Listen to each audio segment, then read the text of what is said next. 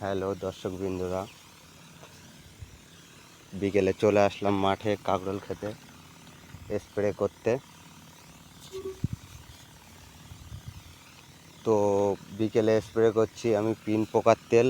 কাঁকরোলে pin পোকা লাগে, pin মারলেই কাঁকরোল কানা হয়ে যায়। তার কারণে পোকা রাতেই বসে খেতে, তো তার কারণে বিকেলে আমি স্প্রে করছি। তো বিকেলে স্প্রে করলে পোকা এই গন্ধে চলে যাবে বা আসবে না, বা কাঁকরোলে পিন মারতে পারবে না। তো আমি ওই জন্যই বিষ তেল বিকেলে ব্যবহার করি।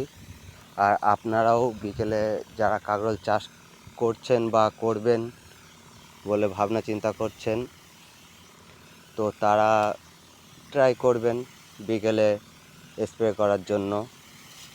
বিকেলে স্প্রে করলে গাছের একটা রস থাকে, সেই রসে ওরা টেনেও নিতে পারে বা গাছে অনেকক্ষণ থাকে।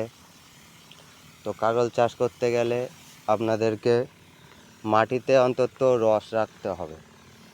মাটিতে রস রাখলে আর সার দিলে, জল দিলে আমার মতন এমন ডোক আপনারা তৈরি করতে পারবেন।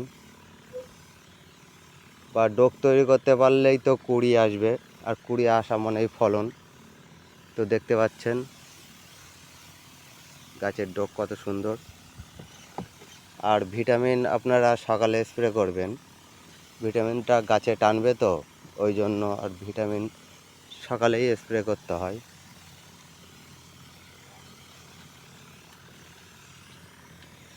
তো দেখতে পাচ্ছেন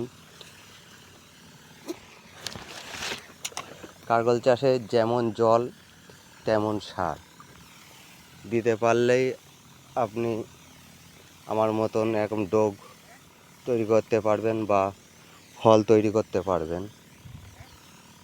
তো ফল এখন স্প্রে করছি, নিচু হয়ে দেখাতে পাচ্ছি না, তাও দেখুন ফল যেখানে যা আছে সব থোকায় থোকায়, এই যে দেখুন।